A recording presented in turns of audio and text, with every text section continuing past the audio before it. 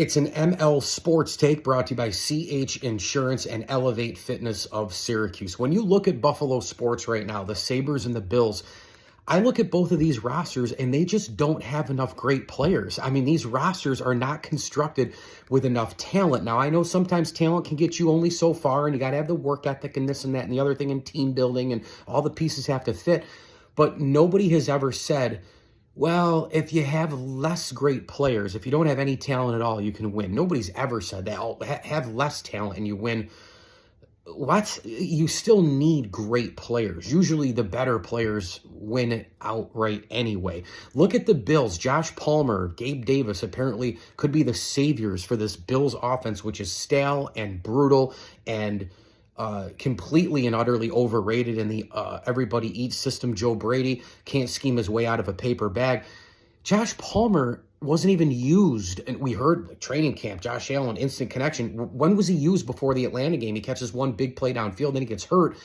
But like, they got him because he was underutilized with the LA Chargers. What would Jim Harbaugh do with him right now? Look at Ladd McConkey compared to a Keon Coleman. Josh Palmer is supposed to be the big stretch guy. He's not even close to a big stretch guy like, hello, Jamison Williams for Detroit. Hello, Devontae Smith for the Eagles. Hello, anybody around the NFL. Look at the downfield guys. Look at this Abuka guy coming into Buffalo for Tampa.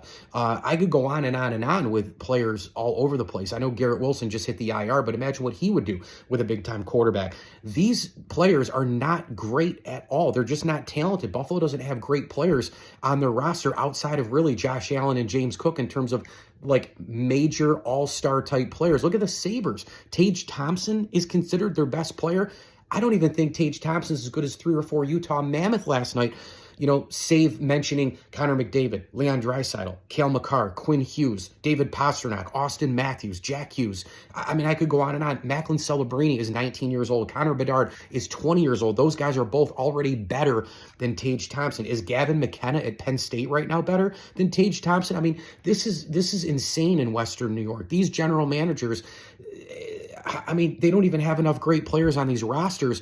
And then you wonder why the Mammoths score 5 goals unanswered. You wonder why the Buffalo Bills get blown out by the Miami Dolphins. Okay, it was hot. They weren't ready to play. On and on it goes. Look at Achane and look at Waddle. The Bills don't even have guys who are as good as those players outside of James Cook and Josh Allen. And really QB1 versus QB1 is how you would match that up more than anything else. These rosters just aren't good enough.